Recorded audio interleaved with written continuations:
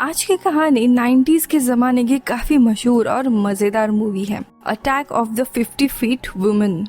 कहानी की शुरुआत में हम नैन्सी को देखते हैं जो कि सोफिस्टिकेटेड और अमीर लड़की होती है, लेकिन ज्यादा कॉन्फिडेंस नहीं होती। अक्सर अपने पिता और पति से डरा करती है। उसका पति है हैरी, जिसके साथ उसका रिलेशन ठीक नहीं चल रहा है क्योंकि हैरी का बाहर अफेयर चल रहा होता है और इस बात से नैन्सी की मेंटली हालत बहुत ही ज्यादा खराब हो गई थी। ऐसे आज के दिन वो एक थेरेपी सेशन लेने के लिए डॉक्टर कनिंग के क्लिनिक में आती है, जहाँ पे वो बताती है कि कैसे हैरी का अफेयर चल रहा है और इसके लिए वो खुद को ही जिम्मेदार मानती है क्योंकि उसे लगता है कि शायद वो एक अमीर लड़की है जिसके कारण हैरी परेशान हो चुका है। लेकिन तभी डॉक्टर कुशिंग उसे समझाती है कि इसमें तुम्हारी कोई भी गलती नहीं है, तुम्हें हैरी से ज्यादा खुद पर ध्यान देना चाहिए, खुद का कॉन्फिडेंस बढ़ाना चाहिए। लेकिन ये बात नैन्सी के पल्ले नहीं पड़ती और वो सेशन बीच में ही रोक कर वहाँ से निकल जाती है। जब वो कार से घर जा ही रही थी कि तभी एक मोटल के बाहर उसे हैरी की गाड़ी दिखाई देती है।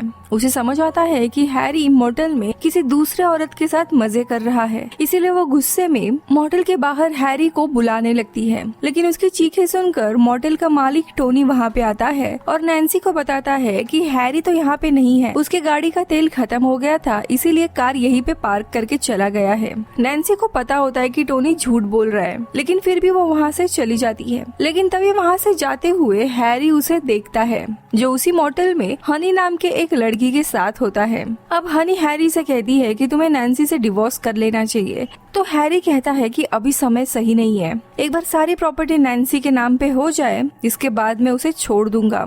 तो यहाँ पे बेचारी नैन्सी जिंदगी से परेशान होकर एक रेगिस्तान में आती है। वहाँ पे काफी देर तक बैठी होती है कि तभी उसकी नजर ऊपर आसमान में जाती है और तभी उसे वहाँ पे एक उड़न तस्करी दिखाई देती है, यानी कि स्पेसशिप। अचानक से उससे एक रोशनी निकलती है जो सीधा नैन्सी के नेकलेस के अंदर चली जाती है। अब नैन्सी इस चीज से डर कर वहाँ से अपनी गाड़ी तेज करके भगाने लगती है। अब भागते हुए वो वापस जब शहर आती है तब शहर के डेप्यूटी चार्ली और डैन भी उसे देख लेते हैं और नैन्सी का पीछा करने लगते हैं। डरी हुई नैन्सी वापस मोटल में आती है और हैरी को बुलाने लगती है, लेकिन तभी वहाँ पे पुलिस ऑफिसर डैन भी आ जाते हैं और पूछते हैं कि तुम इतनी तेज गाड़ी क्यों चला रही थी। तो नैन्सी उन्हें एलियन की बात बताती है। उसके बात पर तो वो भरोसा नहीं करते, लेकिन फिर भी नैन्सी के बताए हुए लोकेशन पर जाने के लिए निकलते हैं। वही डेप्यूटी स्पूनर जो होती है वो हैरी से जाकर मिलती है और उसे नैन्सी की एलियन वाली बात बताती है। यहाँ नैन्सी ऑफिसर डेनबी को उसी जगह लेकर जाती है जहाँ उसने स्पेसशिप देखी, लेकिन पुलिस को नैन्सी के बात पर विश्वास नहीं आता।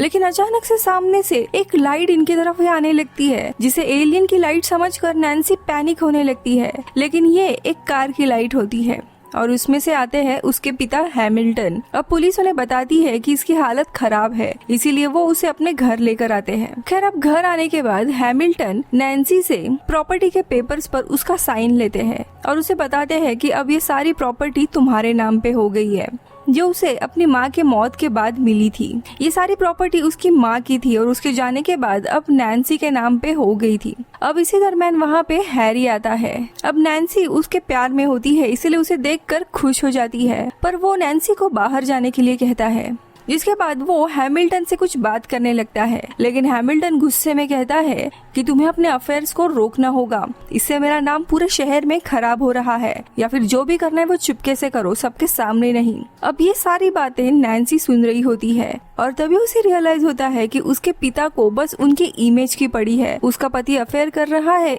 इसकी कोई चिंता नहीं है। उन्हें पहले से ही पता था कि हैरी का अफेयर चल रहा है, फिर भी उन्होंने उसकी शादी करवाई। अब उसे काफी बिट्रेयल महसूस होता है और वो अपने रूम में चली जाती है। अब थोड़े समय के बाद वहाँ पे हैरी आता है और वो काफी मीठी मीठी और प्यारी बातें नैन्सी से करने लगता है। नैन्सी थोड़ी गुस्सा होती है कि इसका अफेयर चल रहा है, लेकिन हैरी बताता है कि मैंने उस लड़की से ब्रेकअप कर दिया है, जिसके बाद नैन्सी पूरी पिघल जाती है और आगे हैरी उससे पूछता है कि तुमने रेगिस्तान में क्या देखा। अब थोड़ा हिचकिचाने के बाद नैन्सी सारी कहानी उसे बता देती है, लेकिन हैरी उस पर भरोसा करने के लिए मना कर देता है। अब अगले दिन जब हैरी घर आता है तभी नैन्सी हैरी से कहती है कि मुझे पूरा यकीन है कि मैंने सच में रेगिस्तान में एक एलियन स्पेसशिप देखा है और मैं चाहती हूँ कि आज रात तुम भी मेरे साथ चलकर वो स्पेसशिप देखो। अब हैरी कहता है कि ठीक है मैं चलूंगा, पर अगर हमें कोई भी स्पेसशिप नहीं दिखी तो तुम्हें पागलों वाले हॉस्पिटल में भर्ती होना पड़ेगा इलाज के लिए। अब ना चाहते हुए भी नैन्सी मान जाती है। खैर अब रात में दोनों भी उसी रेगिस्तान में चले जाते हैं। काफी इंतजार करने के बाद भी वहाँ पे उन्हें कोई भी स्पेसशिप नजर नहीं आती। ये लोग जाने ही वाले होते हैं कि तभी अचानक से गाड़ी का रेडियो अपने आप ही बजने लगता है और तभी उनके ऊपर एक स्पेसशिप मंडराने लगता है। अब यहाँ पे नैन्सी दौड़ते हुए शिप के पास जाती है, लेकिन तभी शिप से एक रोशनी निकलती है और उसे सीधा शिप के अंदर ले लेती है। ये देख हैरी वहाँ से डरकर भाग निकलता है। अब हैरी ये बात किसी को भी नहीं बताता और अपने घर आकर आराम से मजे करने लगता है। तो यहाँ पे नैन्सी उसी रात को हनी के ब्यूटी सैलून के छत पे आकर गिरती है। उसकी हालत काफी खराब थी और उसे एलियन के बारे में कुछ भी याद नहीं था। हनी तुरंत उसके पिता को कॉल करती है और वो लोग उसे लेकर जाते हैं। अब उसके घर पे उसकी साइकाइट्रिस्ट यानी डॉक्टर कुशिंग आती है और चेकअप करती है और वो इन दोनों को भी बताती है कि नैन्सी को अमनीशिया का अटैक आया है, इसीलिए उसे कुछ भी याद नहीं है उसके साथ क्या हुआ। अब हैमिल्टन हैरी के ऊपर आरोप लगाता है कि तुमने ही मेरी बेटी के साथ कुछ उल्टा सीधा किया है, इसीलिए उसकी हालत खराब है। अब इन दोनों का भी झगड़ा शुरू होता है। इसी तरह नैन्सी को होश आता है और वो बाहर आती है। अब इन दोनों की भी बहस के दरमियान हैरी हैमिल्टन से कहता है कि तुमने अपनी पत्नी यानी नैन्सी के माँ का भी ख्याल नहीं रखा, इसीलिए उन्होंने सुसाइड कर दिया था। लेकिन ये चीज सुनकर नैन्सी को बहुत ही ज्यादा गुस्सा आ जाता है और इसी गुस्से के कारण अचानक से उसका शरीर का आकार काफी ज्यादा बढ़ने लगता है और देखते ही देखते वो इतनी बड़ी हो जाती है कि घर का छत तोड़कर उसका सर बाहर आ जाता है। अब इसके कारण यहाँ काफी बवाल हो जाता है।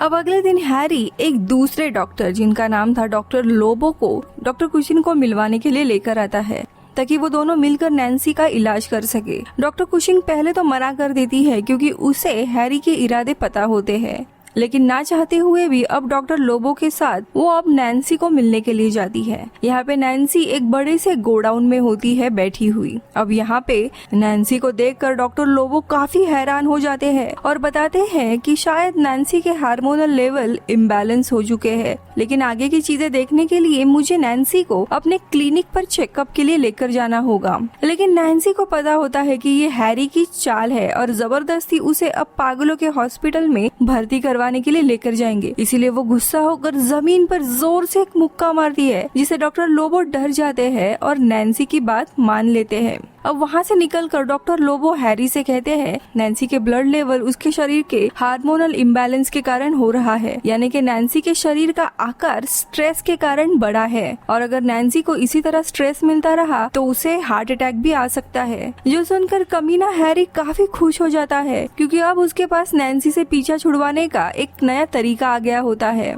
और वो उसी के ऊपर किताबें पढ़ने लगता है कि इंसान का स्ट्रेस कैसे बढ़ाए। वही रात में नैन्सी स्टोरेज रूम के बाहर बैठी हुई थी कि तभी हैमिल्टन आकर उसे कुछ कॉन्ट्रैक्ट देता है साइन करवाने के लिए, पर नैन्सी साफ साफ इनकार कर देती है क्योंकि अब वो किसी भी चीज को पढ़े बिना साइन नहीं करना चाहती थी और अपने पिता को बताती है कि मैं इन पर तभी साइन करूंगी जब कॉन्ट्रैक्ट पढ़ने लायक होगा। अब ये पहली बार था कि नैन्सी ने अपने पिता को उल्टा जवाब दिया है। इससे हैमिल्टन काफी गुस्सा हो जाता है और उसे काफी भला बुरा कहकर वहाँ से निकल जाता है। तो दूसरी तरफ जो हैरी होता है वो अपने जिंदगी में मजे कर रहा था। वो हनी के साथ एक जगह पर आता है और दूरबीन से उसे बाहर बैठी हुई नैन्सी को दिखाता है जो आकार में इतनी बढ़ गई थी कि दूरबीन से सीधा इन्हें दिख रही होती है। हनी भी उसकी हालत देखकर हंसने लगती है। तब हैरी हनी से कहता है कि शायद एलियंस ने नैन्सी के हार्मोन्स में कुछ बदलाव किया होगा जिसके कारण उसकी ये हालत है। अब मैं नैन्सी को जानबूझकर स्ट्रेस दूंगा ताकि उसे हार्ट अटैक आ जाए। अब हनी के साथ मजे करने के बाद हैरी घर आता है, लेकिन उसे अपने घर के पूल में कुछ आवाजें आने लगती है। इसीलिए वो जब बाहर जाता है तो देखता है कि नैन्सी पूल में नहा रही होती है।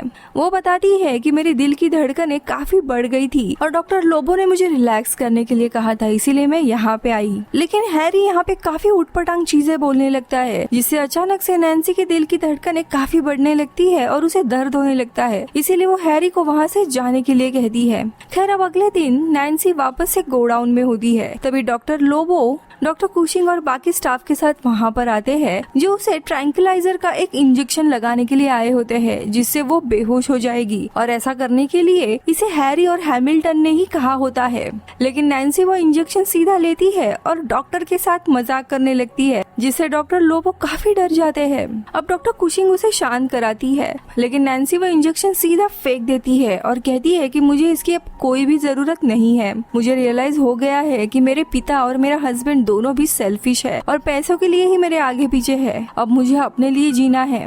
उसका ये कॉन्फिडेंस देखकर डॉक्टर कुशिंग भी काफी खुश होती है। वही शाम को फिर नैन्सी हैरी के साथ अपना रिलेशन अच्छा करने के लिए अपने घर के बाहर एक डिनर का प्लान करती है, जहाँ पे उसके लिए एक बड़ा सा ट्रक लाती है और उसके ऊपर काफी सुंदर टेबल सेटअप करती है। हैरी ये सब कुछ देखकर खुश होता है। अब डिनर के दरमियान नैन्सी उसे बताती है कि मेरे इस नए कॉन्फिडेंस के कारण मुझ में काफी बदलाव आ चुका है और अब मैं चाहती हूँ कि हम अपना रिलेशन भी सुधारें। पर हैरी के दिमाग में कुछ और ही प्लान होता है और वो उल्टा नैन्सी को और स्ट्रेस में डालने के लिए उसके साथ बुरी तरीके से बातें करने लगता है, जिसे नैन्सी गुस्सा होकर टेबल पे एक मुक्का मारती है और हैरी को नीचे गिरा देती है और हैरी सीधा उड़ते हुए नीचे गिर जाता है। पर हैरी वहीं पे रुकता नहीं है। वो नैन्सी से कहता है, मुझे तुमसे ज्यादा हनी के साथ डिंग डोंग करने में मजा आता है और मैं तो एक बार तुम्हारे कजिन वेरा के साथ भी सो चुका हूँ। जो सुनकर नैन्सी बहुत ही ज्यादा गुस्सा हो जाती है, जिसके कारण अचानक से वो वहीं पर बेहोश हो जाती है। जो देखकर हैरी को लगता है कि उसे हार्ट अटैक आ गया है, इसीलिए वो खुश होकर वहाँ से निकल जाता है। जिसके बाद हैरी हनी के ब्यूटी पार्लर में चला जाता है, जहाँ पे वो हनी को नैन्सी का ही डायमंड नेकलेस गिफ्ट करता है और उसे नैन्सी के हार्ट अटैक की बात बताता है, जिसे सुनकर वो भी काफी खुश हो जाती है और दोनों भी डांस करने लगते हैं। तो यहाँ पे नैन्सी को देखते हैं जो सिर्फ बेहोश हो गई थी। थोड़े समय के बाद जब उसे होश आता है तब वो काफी गुस्से में होती है और उसे अब हैरी से कैसे भी बदला लेना था, इसीलिए वो सीधा टाउन की तरफ जाने लगती है हैरी को ढूंढते हुए। लेकिन जब टाउन पहुंचती है तब लोग इतने बड़े औरत को देखकर बहुत ही ज्यादा डर जाते हैं और वहाँ पे अफरा तफरी मच जाती है। अब थोड़े समय के बाद वहाँ पे डॉक्टर कुशिंग और लोबो भी आते हैं और वो नैन्सी को ये सब कुछ रोकने के लिए कहते हैं, लेकिन नैन्सी मना करती और कहती है कि मेरे साथ जो भी कुछ हो रहा है वो सब हैरी के कारण हो रहा है और इसका मैं बदला लेकर रहूंगी। तो यहाँ दूसरी तरफ हैमिल्टन मेयर के साथ एक मीटिंग में होता है कि तभी उसे कोई कॉल करके नैन्सी के बारे में बताता है, लेकिन वो इन बातों पे भरोसा नहीं करता। लेकिन जब वो खिड़की ओपन करता है तब वो खुद नैन्सी को वहाँ से गुजरते हुए देखता है। तो यहाँ पे नैन्सी अब पूरे शहर में घूमने के बाद हनी के पार्लर के यहाँ पे आ जाती है। अब नैन्सी को खिड़की से देखकर हैरी एक टेबल के नीचे छुप जाता है। वही हनी एक बंदूक लेके हैरी को बचाने के लिए जाती है, लेकिन नैन्सी बंदूक को सीधा फेंक देती है और हनी को अपने हाथ में पकड़ कर कहती है, अब तुम्हें मेरे दिमाग और मेरी काबिलियत पर तो यकीन करना ही होगा। ये कहकर वो हनी को बिना कुछ करे वहाँ से जाने देती है। तो वही हैरी यही मौका देखकर अपनी गाड़ी लेकर उस जगह से भागने लगता है, लेकिन नैन्सी उसकी गाड़ी उठा लेती है और किसी खिलौनों की तरह ही उस गाड़ी को उल्टा करके हैरी को अपने हाथ में लेती है।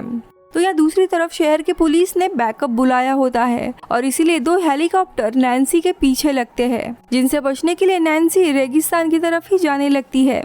लेकिन थोड़ी दूर जाते ही उसे बड़े बड़े टावर्स दिखाई देते हैं जिनको वो क्रॉस नहीं कर सकती। और तभी हेलीकॉप्टर में बैठे हुआ एक पायलट नैन्सी से कहता है कि तुम हैरी को छोड़ दो, हम तुम्हें कुछ भी नहीं करेंगे। पर नैन्सी मना करती है। लेकिन इसी बीच में वहाँ पे शेरिफ डेनबी भी आते हैं और वो दोनों ही हेलीकॉप्टर के पायलट्स को ऑर्डर देते हैं कि वो लोग नैन्सी पर हमला नहीं करेंगे। अब यहाँ पे शेरिफ डेनबी के साथ हैमिल्टन भी होता है और वो एक मेगाफोन की मदद से नैन्सी से बात करके उसे मनाने की कोशिश करता है, लेकिन वो बच्चों की तरह बात करने लगता है, जैसे कि नैन्सी बेटा छोड़ दो अपने छोटे से पति को, ऐसा नहीं करते, तुम्हें चॉकलेट मिलेगा। अब ये बातें सुनकर नैन्सी गुस्सा हो जाती है और हैमिल्टन से कहती है कि आप ना तो कभी एक अच्छे पति बने और ना ही अच्छे बाप, आपको सिर्फ पैसे और मेरी प्रॉपर्टी की फिक्र थी। जो सुनकर हैमिल्टन को अब डर लगता है कि नैन्सी कहीं उसके सारे सीक्रेट्स ही ना रिवील कर दे और इसीलिए वो डेप्यूटी को नैन्सी पर गोली चलाने के लिए कहता है, पर डेप्यूटी मना कर देती है। वो मेगाफोन दूसरे डेप्यूटी के मुंह पर कर देता है और उसे मारने का ऑर्डर देने कहता है, पर डेप्यूटी उल्टा ये कहते हैं कि जब तक मैं ऑर्डर ना दूं तब तक कोई भी फायर नहीं करेगा। लेकिन गलती से माइक्रोफोन में सिर्फ फायर शब्द ही सुनाई देता है, जिसे सुनकर पायलट हमला करने के लिए तैयार हो जाते हैं और नैन्सी पर गोलियां चलाते हैं। पर नैन्सी के लिए ये गोलियां सुई की तरह होती है और उसे कुछ भी नहीं होता। जिसके बाद नैन्सी हेलीकॉप्टर पर हमला करती है, लेकिन तभी एक पायलट नैन्सी पर मिसाइल चला देता है, जिसके कारण नैन्सी अब घायल हो जाती है और बिजली के वायर्स पर गिर जाती है। काफी बड़ा बिजली का झटका लगने लगता है और वो बेचारी वही बेहोश हो जाती है। वही हैरी ने जंप मारी होती है, इसीलिए वो सेफ था। अब सबको लगता है कि नैन्सी वहाँ पे RIP हो गई है, इसीलिए सब लोगों को वहाँ पे बुरा लगने लगता है। लेकिन तभी वहाँ पे एलियन का स्पेसशिप आता है और नैन्सी को अपने साथ वहाँ से लेकर जाता है, जो देखकर फाइनली सबको रियलाइज होता है कि नैन्सी जो भी बात कह रही थी वो सच थी। सभी लोग काफी हैरान थे।